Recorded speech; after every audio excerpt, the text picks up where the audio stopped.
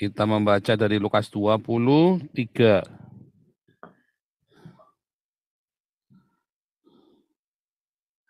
Ya, Lukas 1 23, sampai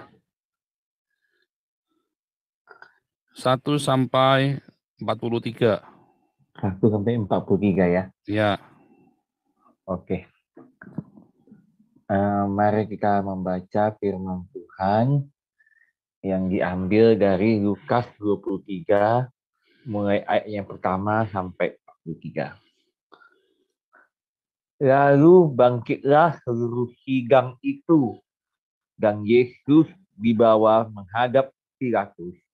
Di situ mereka mulai menuduh dia. Katanya, telah terdapatkan oleh kami bahwa orang ini menyesatkan bangsa kami dan melarang membayar pajak kepada kaisar, dan tentang dirinya ia mengatakan bahwa ia adalah Kristus, yaitu Raja. Pilatus bertanya kepadanya, "Engkaukah Raja orang Yahudi?" Jawab Yesus, "Engkau sendiri mengatakannya." Kata Pilatus kepada imam-imam kepala dan seluruh orang banyak itu, "Aku tidak mendapati kesalahan apapun pada orang ini." Tetapi mereka makin kuat mendesak katanya, "Ia menghasut rakyat dengan ajarannya di seluruh Yudea. Ia mulai di Galilea dan sudah sampai ke sini." Ketika Pilatus mendengar itu, ia bertanya, "Apakah orang itu seorang Galilea?" Dan ketika ia tahu bahwa Yesus seorang dari wilayah Herodes, ia mengirim dia menghadap Herodes yang pada waktu itu ada juga di Yerusalem. Ketika Herodes melihat Yesus, ia sangat girang, sebab sudah lama ia ingin melihatnya, karena ia sering mendengar tentang dia. Lagi pula, ia mengharapkan melihat bagaimana Yesus mengadakan suatu tanda. Ia mengajukan banyak pertanyaan kepada Yesus, tetapi Yesus tidak memberi jawaban apapun. Sementara itu, imam-imam kepala dan ahli-ahli Taurat maju ke depan dan melontarkan tuduhan-tuduhan yang berat terhadap dia. Maka mulailah Herodes dan pasukannya menikah dan mengelok-ngelokkan dia. Ia mengenakan jubah kebesaran kepadanya, lalu mengirim dia kembali kepada Pilatus. Dan pada hari itu juga bersahabatlah Herodes dan Pilatus. Sebelum itu mereka bermusuhan. Lalu Pilatus mengumpulkan imam-imam kepala dan pemimpin-pemimpin serta rakyat dan berkata kepada mereka, "Kamu telah membawa orang ini kepadaku sebagai seorang yang menyesatkan rakyat. Kamu lihat sendiri bahwa aku telah memeriksanya, dan dari kesalahan-kesalahan yang kamu tuduhkan kepadanya, tidak ada yang kudapati padanya. Dan Herodes juga tidak, sebab ia mengirimkan dia kembali kepada kami. Sesungguhnya tidak ada suatu apapun yang dilakukannya yang setimpal dengan hukuman mati. Jadi, aku akan menghajar dia, lalu melepaskannya, sebab ia wajib melepaskan seorang bagi mereka pada hari raya itu. Tetapi mereka berteriak bersama-sama, "Enyahlah dia, lepaskanlah Barnabas bagi kami." Barabas ini dimasukkan ke dalam penjara berhubung dengan suatu pemberontakan yang telah terjadi di dalam kota dan karena pembunuhan. Sekali lagi Pilatus berbicara dengan suara keras kepada mereka karena ia ingin melepaskan Yesus. Tetapi mereka berteriak membalasnya, katanya, "Salibkanlah dia, salibkanlah dia." Kata Pilatus untuk ketiga kalinya kepada mereka, "Kejahatan apa yang sebenarnya telah dilakukan orang ini? Tidak ada suatu kesalahan pun yang kudapati padanya yang setimpal dengan hukuman mati. Jadi, aku akan menghajar dia lalu melepaskannya."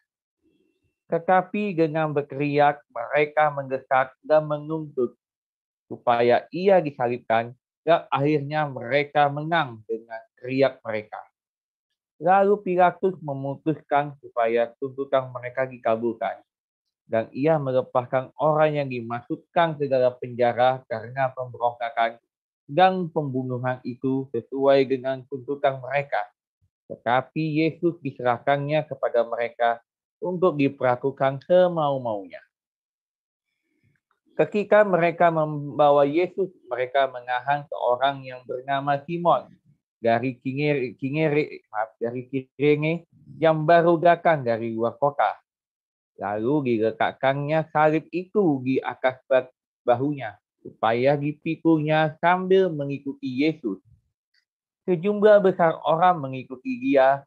Di antaranya banyak perempuan yang menangis dan meratapi dia. Yesus berpaling kepada mereka dan berkata, "Hai putri-putri Yerusalem, janganlah kamu mengangisi aku, melainkan tangisilah dirimu sendiri dan anak-anakmu. Sebab lihat, akan tiba masanya orang berkata, berbahagialah perempuan mandul dan yang rahimnya tidak pernah melahirkan, dan yang susunya tidak pernah menyusui. Maka orang akan mulai berkata kepada gunung-gunung, runtuhlah menimpa kami, dan kepada bukit-bukit, timbungilah kami. Sebab jikalau orang berbuat demikian dengan kayu hidup, apakah yang akan terjadi dengan kayu kering? Dan ada juga digiring dua orang lain, yaitu dua penjahat untuk dihukum mati bersama-sama dengan dia. Ketika mereka sampai di tempat yang bernama Tengkorak, mereka menyalibkan Yesus di situ dan juga kedua orang penjahat itu, yang seorang di sebelah kanannya dan yang lain di sebelah kirinya. Yesus berkata, "Ya Bapa, ampunilah mereka, sebab mereka tidak tahu apa yang mereka perbuat." Dan mereka membuang undi untuk membagi pakaiannya. Orang banyak berdiri di situ dan melihat semuanya. Pemimpin-pemimpin mengejek dia. Katanya, orang lain ia selamatkan, biarlah sekarang ia menyelamatkan dirinya sendiri. Jika ia adalah Mesias, orang yang dipilih Allah. Juga prajurit-prajurit mengolok-olokkan dia. Mereka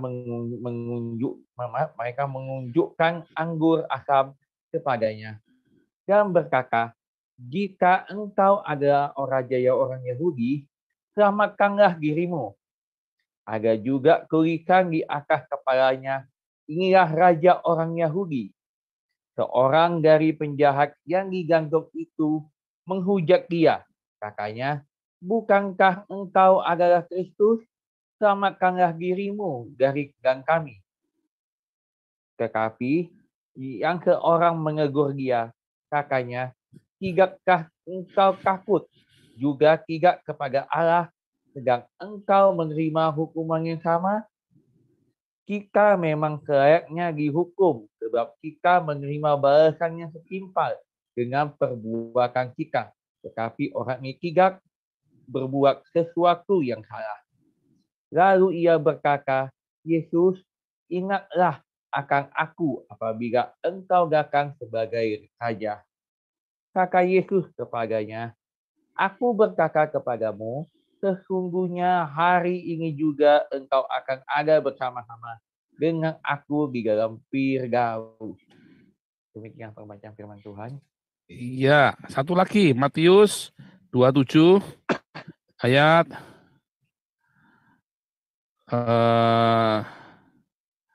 Ya, 11 sampai 26. Ya, ya. Mari kita membaca firman Tuhan lagi yang diambil dari Matius 27 mulai ayat yang ke-11 sampai 26. Lalu Yesus dihadapkan kepada wali negeri dan wali negeri bertanya kepadanya, "Engkaukah raja orang Yahudi?" Jawab Yesus, "Engkau sendiri mengatakannya." Tetapi atas tuduhan yang diajukan imam-imam kepala dan tua-tua terhadap dia, ia tidak memberi jawab apapun. Maka kata Pilatus kepadanya, tidakkah engkau dengar betapa banyaknya tuduhan saksi-saksi ini terhadap engkau? Tetapi ia tidak menjawab suatu kata pun, sehingga wali negeri itu sangat heran. Telah menjadi kebiasaan bagi wali negeri untuk membebaskan satu orang hukuman pada tiap-tiap hari raya itu atas pilihan orang banyak. Dan pada waktu itu, ada dalam penjara seorang yang terkenal kejahatannya yang bernama Yesus Barabas. Karena mereka sudah berkumpul di sana, Pilatus berkata kepada mereka, "Siapa yang kamu kehendaki kubebaskan bagimu, Yesus Barabas atau Yesus yang disebut Kristus?" Ia memang mengetahui bahwa mereka tidak menyerahkan Yesus karena dengki. Telah menyerahkan Yesus. Ya, karena dengki. Ketika Pilatus sedang duduk di kursi pengadilan, istrinya mengirim pesan kepadanya, "Jangan engkau mencampuri perkara orang benar itu, sebab karena dia aku sangat menderita dalam mimpi tadi malam." Tetapi oleh hasutan imam-imam kepala dan tuah-tuah orang banyak bertekad untuk meminta supaya Barabas dibebaskan dan Yesus dihukum mati. Wali negeri menjawab dan berkata kepada mereka, "Siapa di antara kedua orang itu yang kamu kehendaki kubebaskan bagimu?" Kata mereka, "Barabas." Kata Pilatus kepada mereka, "Jika begitu, apakah yang harus kuperbuat dengan Yesus yang disebut Kristus?" Mereka semua berseru, "Ia harus disalibkan." Katanya, tetapi kejahatan apakah yang telah dilakukannya? Namun mereka makin keras berteriak, "Ia harus disalibkan."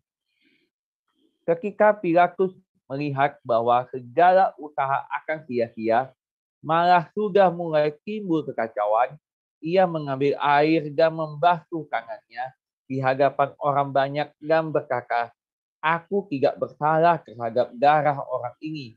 Itu urusanmu sendiri." Dan seluruh rakyat itu menjawab, "Biarlah darahnya ditanggungkan atas kami dan atas anak-anak kami." Lalu ia membebaskan Barabas bagi mereka, tetapi Yesus disesahnya, lalu diserahkannya untuk disalibkan. Ya, terima kasih Bang Ardo, luar biasa. Ya, firman Tuhannya ini hari ini ya judulnya penjahat di sebelah Yesus. Ya, nah saudara, ketika dalam diskusi-diskusi ya, oh ini apa namanya, orang-orang itu sangat yakin ya bahwa sekalipun Anda jahatnya seperti apa, yang penting Anda percaya Yesus, Anda pasti selamat, saudara. Nah, terus setelah itu ya berbuat jahat lagi tidak apa-apa, Anda tetap akan selamat masuk surga. Nah, itu adalah kebodohan pengajaran, saudara. Karena Alkitab dengan jelas sekali ya mengatakan orang-orang yang sudah menerima kebenaran, tetapi kemudian dia meninggalkan kebenaran itu hukumannya lebih berat, saudara. Ya. Nah, yang kedua, bahwa Anda harus mengerjakan keselamatanmu. Ya. Kalau Anda tidak mengerjakan keselamatanmu, ya Anda akan ditolak. Paulus pun berkata, "Aku sendiri melatih tubuhku sedemikian rupa, supaya jangan sampai aku memberitakan Injil, lalu aku sendiri ditolak." Ya kan? Dan yang ketiga, Tuhan Yesus berkata, "Masuklah melalui pintu yang sempit itu." Ya kan? Nah, banyak orang salah kaprah, saudara, terus saudara. Nah, itu ayat-ayat ini mau dikemanain? Oh, itu artinya begini, diputar-putar, enggak karu-karuan. Jangan, artinya sudah begitu, saudara. Ya, artinya sudah begitu, sudah jelas. Jangan diapa-apain lagi, saudara. Firman Tuhan sudah berkata dengan jelas. Nah, kita buka yang pertama ya. Ini saudara yang pertama ya, Ibrani 10 ayat 26.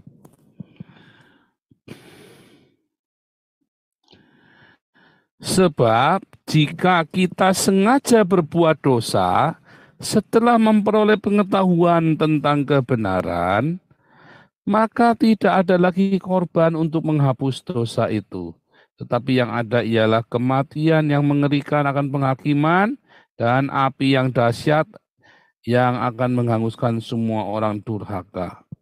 Ya, nah, ini kelanjutannya, keterangannya nih, jika ada orang menolak hukum Musa, Torah itu ya, ia dihukum mati tanpa belas kasihan dan atas keterangan 2-3 orang saksi.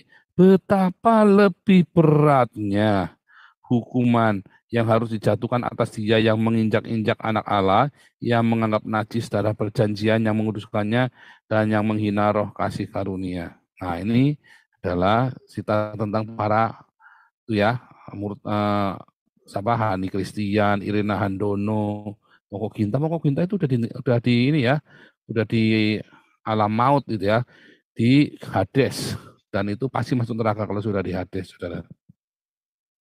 Dari mana taunya? Saya dapat penglihatan, saudara. Memang Moko Ginta ada di sana ya, ada di Hades, lagi merintih-merintih, lagi nyeselin, lagi nyala-nyalain orang tuanya itu ya.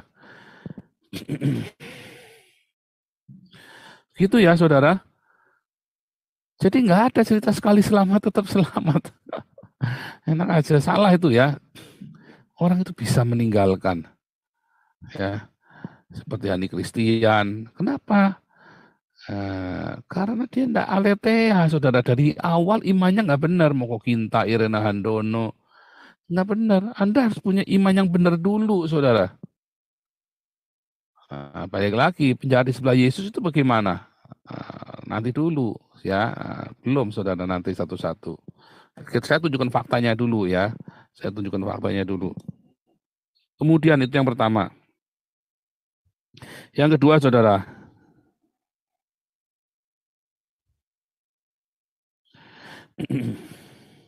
Dalam Filipi 2, dari Ibrani 10 ayat 26 ya. Mana tadi? Kemudian Filipi 2 ayat ke-12. Hai saudara-saudaraku yang kekasih, ya. Kamu senantiasa taat, karena itu tetaplah kerjakan keselamatanmu dengan takut dan gentar. Ya.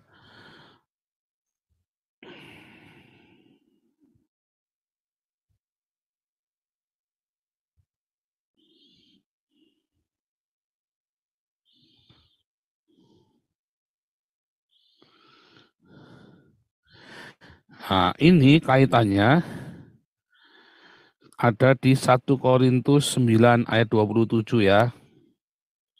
1 Korintus 9 ayat 27. Tetapi aku melatih tubuhku dan menguasainya seluruhnya, supaya sesudah memberitakan Injil kepada orang lain, jangan aku sendiri ditolak. Coba saudara, kita disuruh mengerjakan keselamatan kita, dan kemudian kita melatih tubuh kita, supaya jangan kita setelah Anda memberitakan Injil malah Anda ditolak. Setelah Anda pelayanan jingkrak-jingkrak di gereja, Anda ditolak. Hati-hati saudara. Ya.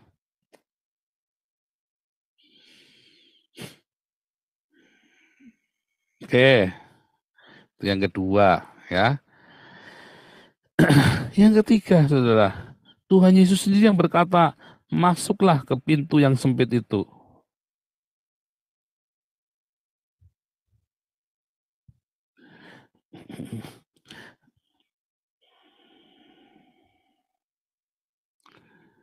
Matius 7 ayat 13. Matius 7. Oh, ini. Ayat 13-14 ya. Karena itu, masuklah melalui pintu yang sesak itu, karena lebarlah pintu dan luaslah jalan yang menuju kepada kebinasaan, dan banyak orang yang masuk melaluinya. Karena sesaklah pintu dan sempitlah jalan yang menuju kepada kehidupan, dan sedikit orang yang mendapatinya. Ini kan? Nggak main-main, saudara. Disuruh kita masuk melalui pintu yang sempit. Nah, kemudian diajarin sama pendeta-pendeta, yang penting Anda masuk gereja, sudah selamat. Oh, salah, saudara. Ya, Anda masuk gereja itu belum selamat, malah bisa-bisa Anda jadi tambah jahat, saudara. Ya, saya dulu full timer di sebuah gereja. Kemudian saya melayani Tuhan, ya. Ketika saya full time di gereja, malah saya merasa jauh dengan Tuhan. Ketika saya bekerja sekuler, ya, disitulah kedekatan saya dengan Tuhan. Ya, hidup saya tiap hari itu bergantung sama Tuhan karena pekerjaan saya berbahaya sekali, saudara. Saya jaga ngawal barang ke perkebunan sawit yang isinya bajing loncat, saudara. Ya, dari Lampung, Sumatera bagian selatan, dari Lampung sampai Bengkulu. Dan saya dikelilingi dan orang-orang yang jahat, saudara. Preman-preman, ya, gangster-gangster, yang mereka itu kasih 10 juta saja suruh bunuh orang, bunuh, saudara. Bayangin. Di situ saya tiap hari berseru sama Tuhan, minta perlindungan Tuhan.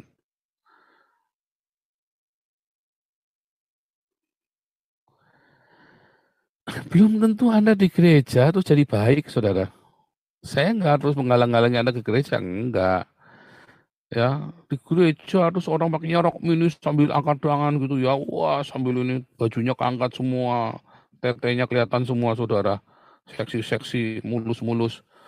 Saudara nyembah Tuhan, enggak tambah nyembah Tuhan, tambah ngaceng kan, saudara kan. Akhirnya saudara berdosa kan malah kan. Ya karena pendetanya nggak mendisiplin Anda. Kalau itu anak-anak kecil ya bagus, lucu. Nah kalau sudah keluar buah dadanya, terus Anda gitu terus pakai you can see, pakai yang ngeri, saudara. Sekarang striptis masuk gereja, ngeri, saudara. Jangan. Gereja nggak ngajari yang benar, malah ngajari ngawur. Demi apa? Omset, ya kan?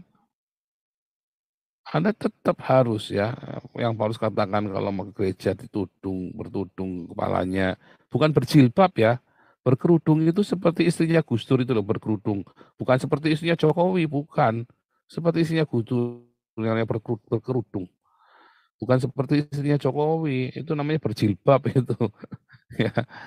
Nah, yang pertama, saudara. Jadi gereja sendiri mengundang banyak hal-hal yang nggak benar karena gembalanya nggak mendisiplin jemaatnya, ya kan? Kedua, gereja kemudian yang penting Anda datang, yang penting orang pada datang, pada ngasih kolektor, saudara.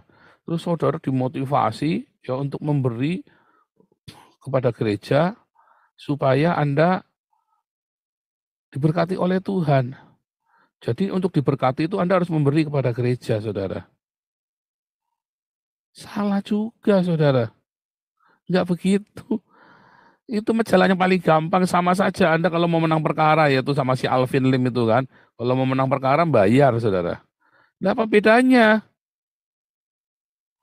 Tuhan nggak ngajarin seperti itu, saudara. Anda nggak bisa terus mau diberkati, Anda nabur yang banyak buat gereja. Oh, enggak, saudara. Anda ingin diberkati, masuklah melalui pintu yang sempit itu. Maka engkau akan hidup dalam keberkatan. Melalui pintu yang sempit itu. Sangkal diri, pikul salib setiap hari, saudara. Nggak sembarangan.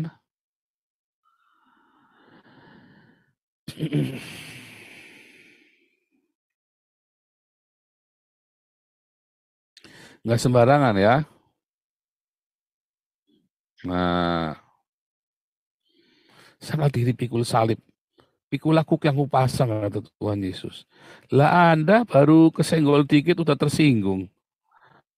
Ya kan, ngamukan pendetane. Ya kan?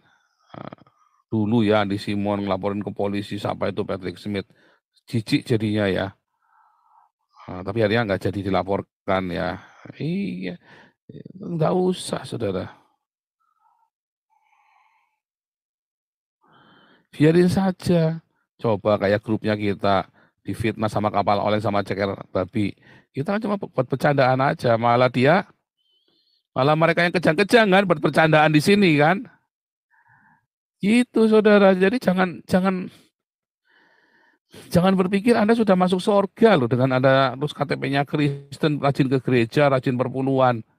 Oh enggak saudara, kebalik Anda pikirannya. Anda harus sangkal diri pikul salib setiap hari.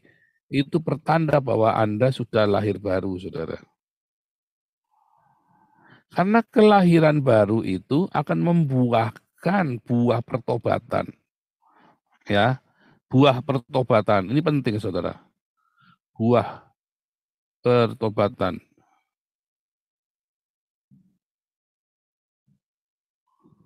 Ya, tuh lihat tuh ayatnya tuh ya. Jadi hasilkanlah buah yang sesuai dengan pertobatan.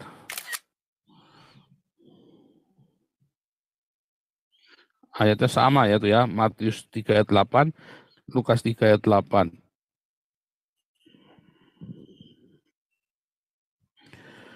Hasilkanlah buah pertobatan, saudara.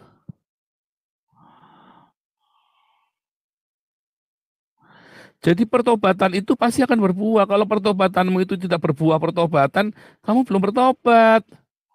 Jangan main-main ya. Ada buah pertobatan, saudara. Lalu di dalam buah pertobatan itu, dia menerima Yesus sebagai Tuhan dan Juru Selamat. Untuk apa? Untuk penyucian dosanya. Ya, semua dosa yang disengaja maupun yang tidak disengaja. Kamu datang. Tapi terus Anda melakukan lagi, ya namanya nggak bertobat. Namanya Anda sedang ngenyek itu namanya, saudara. Jangan keliru ya, jangan dibalik-balik, jangan dahar-haru pikiran-pikiran ini. Makanya di dalam prosesnya itu, ketika kita masuk melalui pintu yang sempit, sangkal diri, pikul salib, kita mengerjakan keselamatan kita, saudara. Mengerjakan keselamatan kita dan melatih tubuh kita, melatih daging kita, menguasai hawa nafsu kita. Supaya ketika kita habis memberitakan Injil, jangan kita ditolak. Gara-gara apa? Ternyata kita belum lahir baru. Kalau Anda bolak-balik gagal mengatasi hawa nafsumu dan Anda tidak bisa menguasai dirimu, ya, Anda harus datang sama Tuhan. Jangan-jangan memang Anda belum lahir baru. Anda bertobat. Jangan lupa itu, saudara. Jangan dibolak-balik. Nah, kemudian Anda kerjakan keselamatanmu setiap hari, ya, dalam bermarturia, berdiakonia, bersaksi, jadi terang, dan berdiakonia, membagi hidupmu. Kalau Anda masih pelit, tidak suka berbagi, Anda motifnya adalah ngasih perpuluhan supaya dapat balikannya banyak, Anda sedang belum bertobat. Anda kasih ke Damaris dengan sukacita, karena Damaris ini buat ngasih makan orang miskin. Itu yang benar. Bukan buat saya. Ya, saya juga nggak pernah minta. Kalau Anda ngasih saya terima, tetapi saya tidak pernah meminta-minta. Makanya tidak ada nomor rekening saya ada di YouTube saya kan.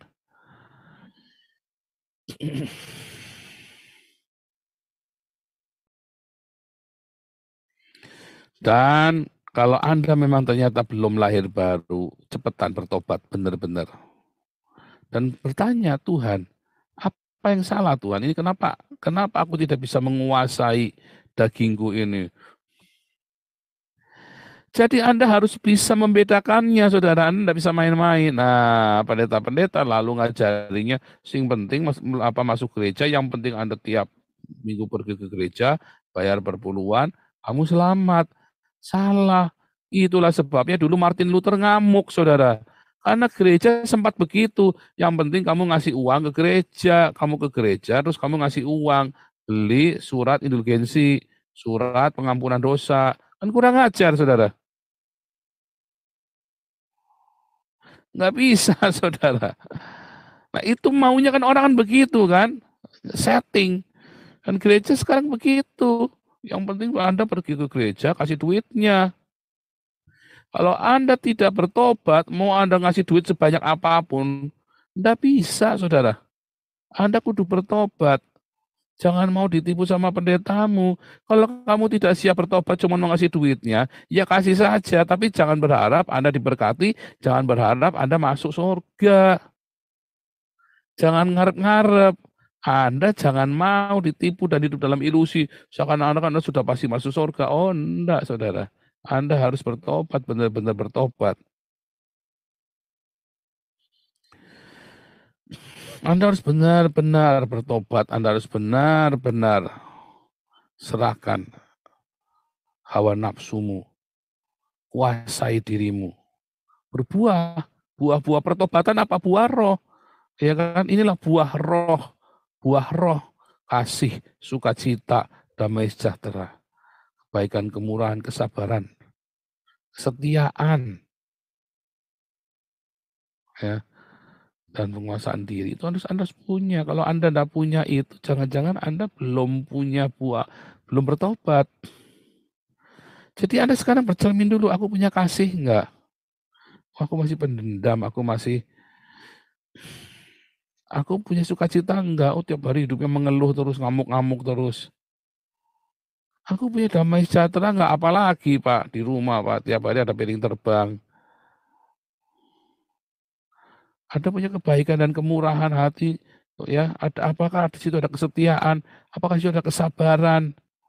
Anda harus cek buah-buah itu. Kalau enggak ada yang beres. Anda harus benar-benar bertobat, saudara. Dilatih, saudara. Artinya nggak bisa Anda tuh sekali selamat tetap nggak ada, bohong. Nah, sekarang kita balik, saudara. Lah itu penjahat di sebelah kanan Yesus bagaimana? Kan dia nggak bikin apa-apa, asal percaya Yesus selamat. Jangan salah, saudara. Penjahat di sebelah Yesus itu bukan tukang perkosa loh, saudara. Penjahat di sebelah Yesus itu bukan maling loh. Tadi ada kata-katanya pemberontak karena pemberontakan. Ya, tadinya yang harusnya disalibkan 3 orang. Yesus Barabas. Barabas itu Yesus juga namanya, juru selamat kan, Yesus. Yesus Barabas, ya, dan 2 temannya itu. 3 serangkai ini. Ya, mereka itu adalah orang-orang zelot, saudara. Mereka itu adalah pasukan pemberontak. Mereka hidupnya baik, saudara. Bukannya main-main.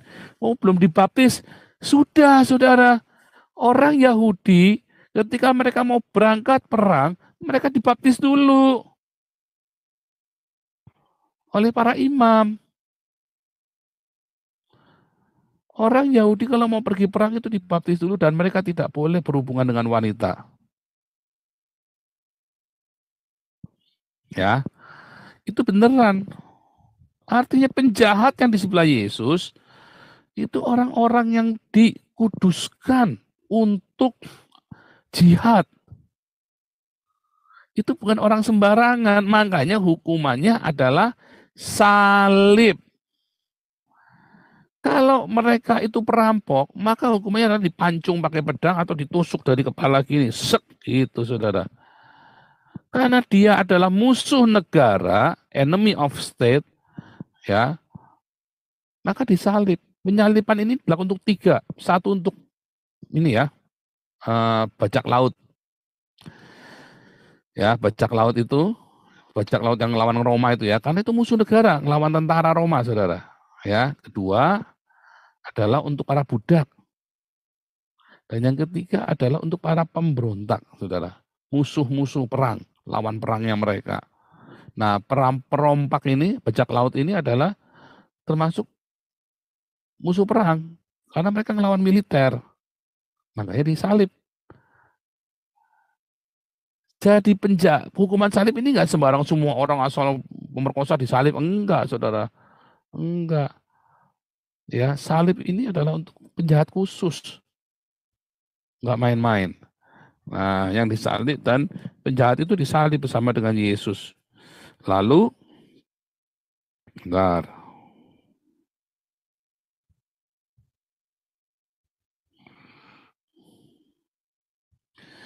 Coba ya, kita buka.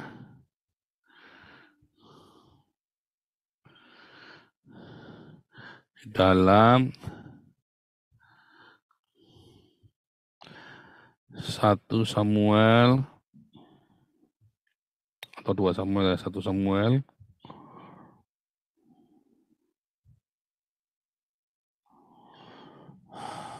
Nah ini ya. Ini waktu Daud di Nob ya, dikejar-kejar sama Saul. Lalu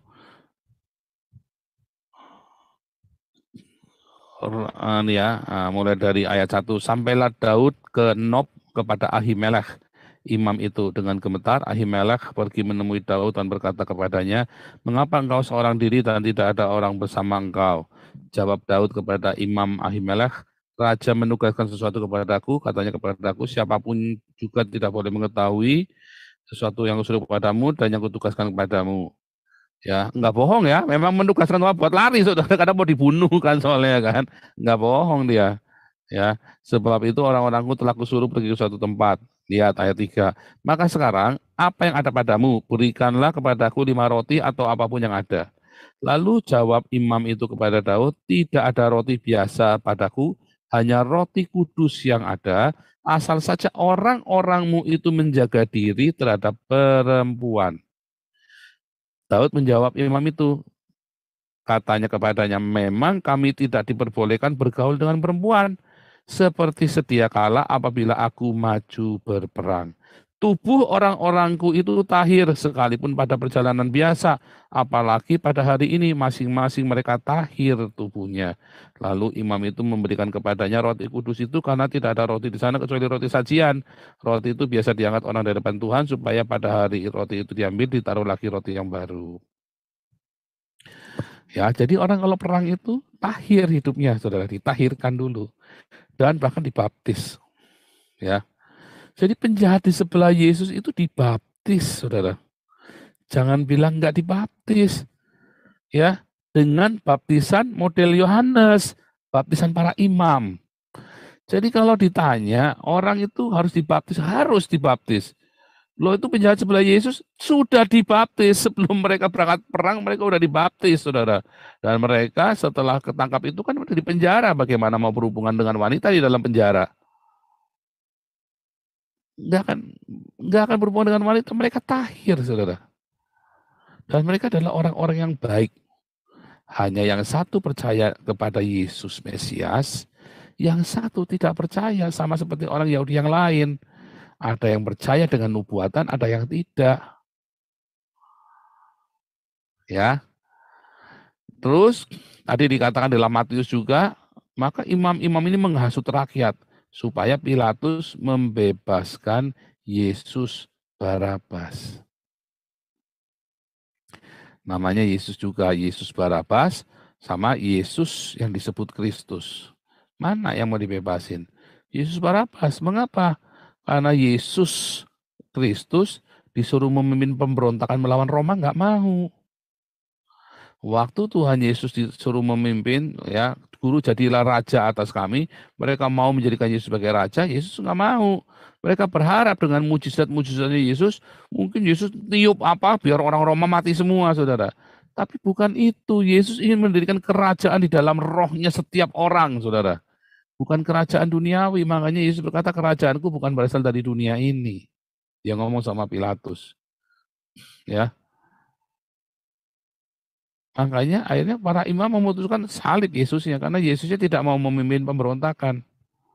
Yesusnya tidak mau memimpin kekerasan. Nah, saudara, itulah ajaran. Ya, itulah penjahat yang di sebelah Yesus. Enggak main-main. Itu benar-benar orang-orang yang ditahirkan, saudara. Jadi jangan sampai Anda kalau ada orang, ya, kamu lagi nginjili orang tuamu, lagi sekarat, terus orang tuamu mau terima Yesus, ya dibaptis. Dengan cara apa? Ya dipercik. Kayak Ahmad Fauzi kemarin saya percik lagi di penjara kan, lagi di rumah sakit jiwa karena nggak ada kolam. Ya sana nggak boleh pakai kolam bunuh diri nanti soalnya ya. Nah, makanya di situ saya baptis waktu di rumah sakit jiwa itu. Saya percik, saya kerucuk pakai air, saudara. Yang penting itu air, karena arti baptis adalah dipermandikan. Bukan diselam. Bapto itu diselam. Baptis artinya mandi, cuci, dicuci. Dicuci di dalam nama Bapa, Anak, dan Roh Kudus, yaitu Yesus Kristus. Itu maksudnya begitu, saudara. Ya, jadi jangan bilang bahwa penjahat di sebelah Yesus itu enggak dibaptis. Cuma yang satunya percaya kepada Yesus, yang satunya tidak percaya kepada Yesus. Ya, contoh lagi, ya, tapi kan nggak dibaptis di dalam nama Yesus. Nah, sama. Apakah para rasul dibaptis di dalam nama Yesus? Oleh baptisan Yesus maksudnya ya, di dalam nama Yehova. Karena para rasul, Matius, Markus, Lukas, Yohanes, ya, yang baptis apa? Oh, kalau Markus yang baptis Petrus ya, maksudnya kayak Petrus, Yakobus, Yohanes, ya kan? Yang baptis siapa? Matius segala. Yang baptis siapa? Yang baptis Yohanes. Kan disebutkan kemarin ya. Mereka baru dibaptis sama Yohanes, terus Yesus datang di situ. Kamu ikutlah aku jadikan penjala manusia. Mereka juga dibaptis oleh baptisan Yohanes, saudara. Ya, lalu kemudian di era perjanjian baru, ya, Yesus berkata setelah Yesus bangkit, baptis dalam namaku. Karena itu adalah sebuah era yang baru. Tetapi para rasul sendiri dibaptis oleh Yohanes. Sama seperti dua penjahat di sebelah Yesus itu.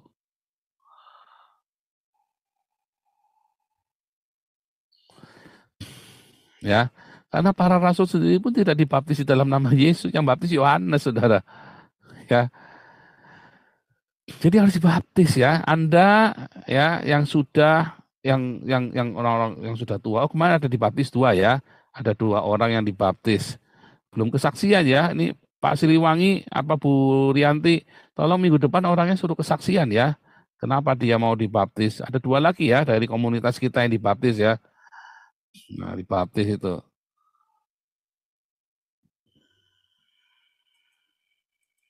Nah, saudara, balik lagi. Lalu apakah penjahat di sebelah Yesus itu kan nggak berbuat apa-apa tetap selamat? Lalu penjahat di sebelah Yesus itu mereka yang percaya kepada Yesus ya, mereka sudah berbuat banyak hal, saudara. Mereka mau jadi pasukan jihad. Mereka hidupnya harus benar, harus saleh, saudara. Jadi sudah berbuat, jangan bilang nggak berbuat apa-apa. Hanya waktu itu dikonfirmasi keselamatannya oleh Yesus, sementara yang satunya tidak mau percaya. Sekalipun Anda bikin baik apapun, tidak akan bisa didamaikan, saudara. Karena di dalam keselamatan harus ada pendamaian. Nah ini, saya mau ngomong ini ya. Di dalam keselamatan itu Anda harus ada pendamaian. Nah ini ya sekarang ya. Ini penting sekali.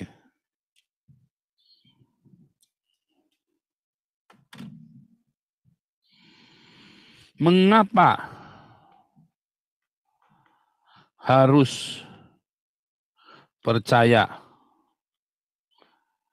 kepada Yesus Kristus?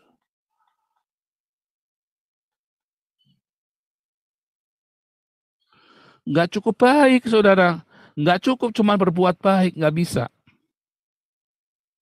Kalau Anda berbuat baik, ya, segala amalmu dan kejahatanmu akan dihitung, saudara. Ya, akan ditimbang. Kalau engkau berbuat baik, ya, semua akan ditimbang, akan dihitung. Dan timbangannya selalu meleset, saudara. Ya, antara yang baik dan yang jahat.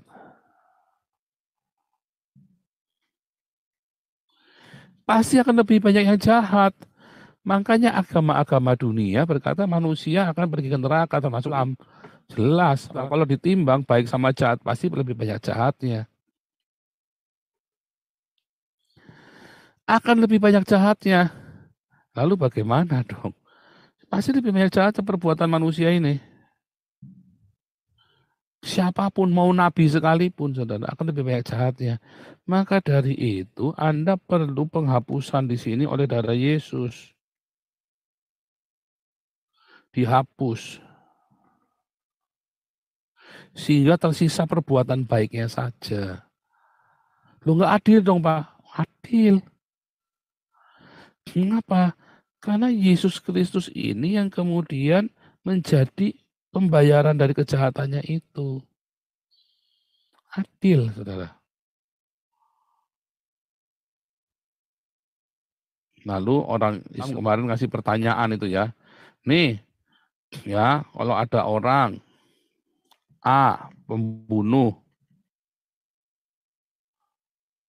Ya kan, kayak kemarin ya, saya bilang ya, kemarin ini Sambo. Ya, Putri. Ini Yosua. Ternyata yang bunuh Yosua adalah Putri, saudara. Ya, lalu Sambo ini pasang badan. Saya yang bunuh, bukan Putri. Berarti nggak adil dong. Adil nggak, saudara? Masa yang bunuh Putri yang nanggung disuruh yang nanggung adalah Sambo? Bagi Anda mungkin nggak adil, saudara. Ya, bagi Anda sekarang di zaman itu, di zaman kuno, ya, zaman Abraham, siapa yang mau tanggung jawab nih? Bapaknya yang tanggung jawab, saudara. Siapa yang mau tanggung jawab? Saya tanggung jawab. Ini anaknya mati. Yang bunuh siapa? Ini. Siapa yang nanggung? Harus yang lebih di atasnya. Kalau misalnya Putri, ya Putri yang membunuh, lalu si Kuat bilang, saya yang bunuh. Atau Baradae, saya yang bunuh. Ini namanya nggak adil, saudara. Lah Baradae ini sopo? Ya, tapi ini diganti yang lebih. Nah, itulah keadilan itu di situ. Nah, tapi kan hukum tidak bisa menerima. Itu kan hukumnya kita sekarang. Hukumnya zaman dulu menerima, saudara. Di zaman dulu, di zaman purbakala, mereka menerima. Hukum itu boleh tuker nyawa. Ya udah saya yang ganti. Zaman sekarang hukum modern Harvard nggak boleh. Ya, termasuk di Indonesia udah nggak boleh. Dulu boleh. Zaman Belanda, siapa yang bunuh nih saya? Saya yang gantiin saja. Saya yang gantiin anak saya. Boleh, saudara. Zaman dulu boleh, zaman sekarang nggak boleh. Ya, jadi memang itulah keadilan seperti itu. Siapa yang mau tanggung jawab nih? Saya, harus yang di atasnya. Dan yang di atasnya ini yang menghapus kesalahannya Putri ini adalah Sambo. Dia copot jenderalnya, dia copot semuanya, yang penting istrinya selamat, anak-anaknya dia jangan kapiran, saudara. Dan kemungkinan yang bunuh istrinya. Ya kan, ini kan sekarang lagi dibongkar lagi kan, bahwa kemungkinan besar yang nembak adalah Putri sebenarnya. Benar kan, seperti omongan saya kan di awal, Sambo melindungi sesuatu. Sekarang lagi dibongkar ya, makanya si siapa itu, si Komarudin kan nyerah kan, nyerah. Karena memang sebenarnya bukan itu tadi ya, kemungkinan Putri yang bunuh sebetulnya, atau anaknya. Kita nggak ngerti ada apa, pokoknya di sandiwara apa yang ditutup-tutupin, pokoknya Sambo itu nutupin seseorang. Ya kan? Adil nggak? Itu udah rusak loh itu keluarga. Anda kalau masih bilang nggak adil mah kelewatan, saudara. Itu sudah rusak sekeluarga, saudara. Gara-gara bunuh Yosua itu. Bodoh mereka itu ya. Tapi zaman dulu itu adil. Zaman sekarang hukum melihat banyak manipulasi. Makanya nggak boleh. Tapi kalau dibalik sekarang, ada anak kecil umur 6 tahun, dia bunuh kakeknya. Lah yang salah siapa, saudara? Ya anaknya. Ya nggak adil, saudara. Ya kan? Karena ternyata kan bapaknya yang salah nggak didik anaknya. Terus anaknya dihukum. Hukumnya gimana? Umur 6 tahun. Siapa itu yang umur 6 tahun tuh bunuh temennya ya? Masuk penjara anak. 6 tahun masuk penjara anak, bingung, saudara. Masuk asrama di terapi. Nah sekarang kalau yang di Palestina bagaimana? Ya anak-anak yang bunuh pasukan Israel itu. Anak 6 tahun disuruh bawa pistol, suruh bawa granat, terus dilempar ke orang-orang Israel. Anaknya kan nggak bisa dipenjara kan? Sampai sekarang anak-anak yang bunuhin orang Israel itu nggak bisa dipenjara, saudara. Nggak bisa, di bawah umur.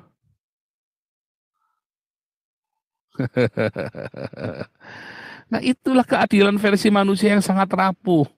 Tetapi Yesus berkata, ganti. Karena apa, saudara? Karena yang ditebus ya adalah jiwanya, saudara. Penebusan ini berlaku adalah jiwanya, bukan tubuhnya. Anda yang membunuh di dunia ini, Anda pembunuh ya, Anda membunuh nih. Ini Putri atau Sambo nih pokoknya bunuh nih, bunuh Yosua. Kalau dia bertobat diampuni nggak? Diampunilah jiwanya. Lah badannya ya tetap masuk penjara, enak aja. Tetap harus masuk penjara. Kalau hukumnya di Amerika ya kalau dia pembunuhan berencana ya tetap dihukum mati. Jiwanya ya bertobat supaya selamat. Nah, itulah yang dihapus, saudara. Jiwanya, dosanya, oleh pengampunan, ya kan? Pengampunan. Dan iblis nanya, enak aja. Siapa yang mau ganti? Yesus berkata, aku yang ganti. Dia harus menggantikan, saudara. Karena iblis mau jiwa-jiwa ini semuanya masuk neraka, sesat semua. Nah, Yesus Kristus yang adalah Allah sendiri, anak tunggal Allah, anak Allah, apapun yang Anda mengerti, pokoknya Yesus datang tanpa dosa dan dia menggantikan kita semua. Apanya? Jiwanya, saudara. Darahnya itu tertumpah, darah orang yang suci, yang maha kudus itu tertumpah. Makanya iblis kalah. Karena darahnya yang mahal itu ternyata sanggup menebus dosa seluruh dunia dari Adam sampai nanti akhir zaman. Itu bisa menebus bagi yang mau menerima, mengakui ini. Mengakui, harus ada pengakuan. Kalau dia tidak mengaku, maka dia tetap miliknya iblis. Karena ini kan kita cita alam roh. Ya, bukan ada stempelnya di KTP-nya Islam atau Kristen, tapi pengakuan itu yang ada di dalam alam roh ini, pengakuan ya Yesus adalah Tuanku, bukan iblis, bukannya rohnya Muhammad, tapi Tuhan Yesus Kristus adalah Tuanku. Maka dia langsung diberi meterai darah Yesus. Itu begitu prosedurnya, ya, nggak sembarangan. Maka Anda menjadi milik Yesus ketika Anda mengaku dengan mulutmu, dengan sungguh-sungguh dan ngawur-ngawuran. Karena kalau Anda ngawur-ngawuran di masa aniaya atau tiba-tiba Anda kebelet kawin, kebelet olala bebe sama orang Islam, lalu Anda jadi Islam lagi, lalu Anda jadi Kristen lagi, itu namanya Anda nggak dimeteraikan di dalam roh. Itu meterainya luntur, saudara. Anda harus meterai, punya meterai yang benar-benar meterai yang aletheia murni, pengakuan bahwa ya Yesus adalah Tuhan dan Juru Selamatku. Makanya Anda harus percaya bahwa Yesus sudah mati dan bangkit. Itu penting Roma 10 ayat 9 itu. Itulah pengakuan iman kita. Yesus adalah Tuhan dan Juru Selamat dan Allah membangkitkan dia dari antara orang mati. Ya, itu penting di dalam baptisan. Dan kesungguhan itu nanti diuji, Anda benar-benar percaya apa enggak. Diuji dengan penderitaan, diuji dengan pencobaan, diuji dengan kemiskinan, diuji dengan penipuan, diuji dengan tadi ya, penghinaan-penghinaan, dikucilkan. Anda nggak tahan uji, ya sudah selesai. Nggak selamat. Tapi dia berbuat baik, ya nggak apa-apa, dihitung baik sama jahatnya. Ya tetap dihitung, baiknya berapa, jahatnya berapa, ya tetap banyak jahat, ya tetap masuk neraka, saudara. Nggak ada. Orang akan dihukum menurut perbuatannya di neraka. Kan dia nggak dibangkitkan. Ya tetap dihitung. Kalau yang dia, ternyata nih misalnya ada yang baik, walaupun tidak mungkin ya, tetap ada yang baik, ya nggak apa-apa, dia baik. Artinya dia tetap di neraka, tetapi apa yang baik, nah, yang tersisa. Tapi yang jahatnya kan tetap ngejar sama dia. Ya kan?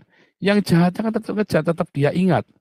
semua perbuatan jahatnya dia, ingatan-ingatan jahatnya, memori-memori jahatnya kan tetap ingat kan? Kenapa? Karena kan belum dihapus. Belum dihapus. Tetapi kalau Anda menerima Tuhan Yesus sebagai Tuhan dan Juru Selamat, darah Yesus itu kan menghapus semua kejahatan-kejahatan di dalam jiwa Anda, di dalam roh Anda. Iya, saya dulu orang yang berdosa. Oh iya, dulu saya pernah bunuh orang. Oh iya, dulu saya pernah perkosa orang. Oh iya, dulu saya pernah tidak tanggung jawab, menghamili lalu tak tinggal pergi. Oh iya, dulu saya pernah ini, pernah itu, ya. Tetapi kemudian oleh Tuhan Yesus dibersihkan pikiran itu. Ya, terima kasih Tuhan, aku sudah diampuni. Makanya perlu pendamaian, makanya harus ada nama Yesus Kristus di situ. Ya, harus didamaikan. Kalau tidak didamaikan akan dibawa mati. Anda mati, jiwanya ikut masuk ke Hades. Ya, kalau Anda belum mengalami pendamaian, karena akan tersisa yang kotor. Tapi kalau Anda sudah ditebus oleh Yesus, ketika Anda mati, jiwamu yang kotor itu sudah dibersihkan, Anda langsung masuk ke paradiso, ke Eden, ke surga. Itu yang dimaksud. Anda masuk surga. Karena jiwamu bersih, dibersihkan oleh darah Yesus, didamaikan. Karena yang bisa mendamaikan kita dengan Sang Pencipta hanya Yesus. Hanya kematian Yesuslah yang bisa mendamaikan kita. Bahkan muat aja matinya jeritan penasaran, saudara. Muat saja matinya jeritan penasaran. Beda orang Kristen mati dibakar hidup-hidup jadi obor masih bisa memuji Tuhan.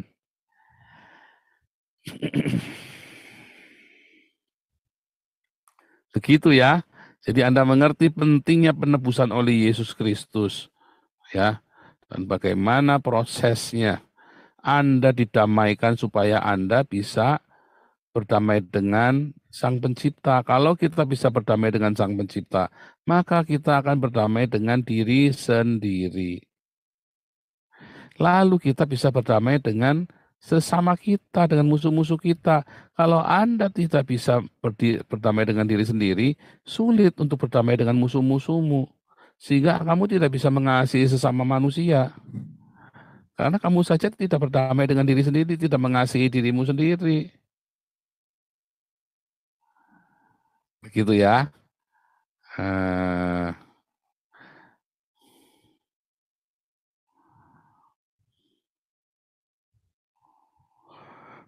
Oke, semoga penjelasan malam hari ini membuat Anda mengerti ya bagaimana proses keselamatan dan bagaimana penjahat di sebelah Yesus itu ternyata ada banyak histori di belakangnya ya, yang Anda harus mengerti. Membaca Alkitab secara menyeluruh nanti Anda paham, oh ternyata ceritanya begini. Ya, oke, Tuhan Yesus memberkati.